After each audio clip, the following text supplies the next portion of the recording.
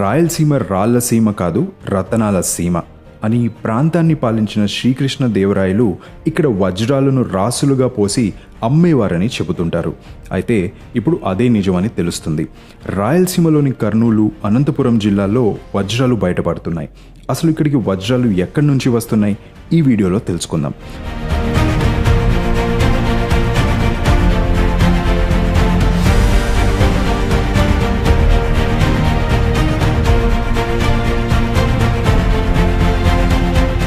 కర్నూలు, అనంతపురం జిల్లాల్లో ప్రతి సంవత్సరం తొలకరి జల్లు పడగానే స్థానికులు పొలం పనులు కాకుండా వజ్రాల వేట ప్రారంభిస్తున్నారు.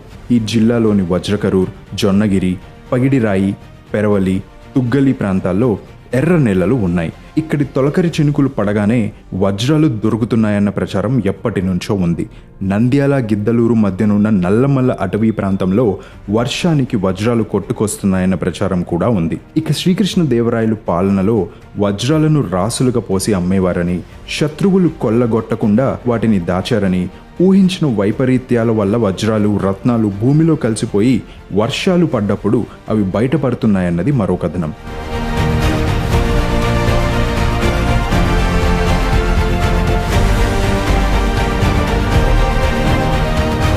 ఇక్కడ కొన్ని ప్రత్యేకమైన ఔషధ మొక్కలున్నాయని, వాటిపై చినుకులు పడ్డప్పుడు అవి వజ్రాలుగా మారతాయని వైద్య గ్రంథాల్లో ఉందని కొందరి నమ్మకం.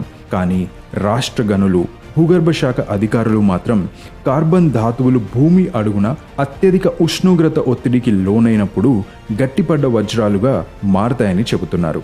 ఈ ప్రక్రియ భూ ఉపరితలం నుంచి 140 నుంచి 190 కిలోమీటర్ల దిగువన జరుగుతుంది. అంతకంటే దిగువన మ్యాగ్మా ప్రవహిస్తుంటుంది. దీనినే లావా అని కూడా అంటారు. ఇది ఒకసారి అత్యంత వేగంగా పైపు ఆకారంలో భూ ఉపరితలానికి చేరి విస్ఫోటనం చెందుతుంది.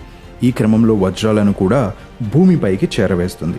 ఇలా భూ ఉపరితలానికి దగ్గరగా నిలిచిపోయిన వజ్రాలు వరద నీటి ప్రవాహాల వల్ల ఒక చోట నుంచి మరో చోటకి ప్రయాణిస్తాయి.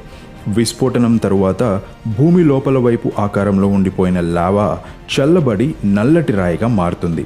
వీటినే కింబర్లైట్ ల్యాంప్రాయిన్ పైపులు అని పిలుస్తారు. విస్ఫోటన సమయంలో భూమిపైకి చేరని వజ్రాలు ఈ పైపులలో ఇమిడి ఉంటాయి.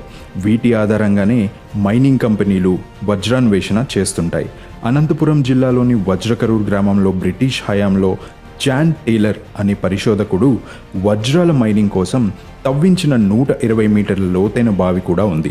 ఈ బావి దగ్గరే కేంద్ర ప్రభుత్వం 1970లో డైమండ్ ప్రాసెసింగ్ సెంటర్ నెలకొల్పింది. అక్కడే కింబర్లైట్ పార్క్ మ్యూజియాన్ని కూడా ఏర్పాటు చేసింది.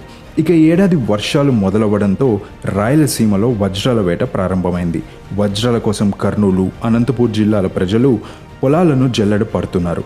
తేడాగా కనిపించిన రాళ్ళన్నిటినీ ఏరుకుంటున్నారు. గత 15 రోజులుగా 20కి పైగా వజ్రాలు దొరికినట్లు సమాచారం.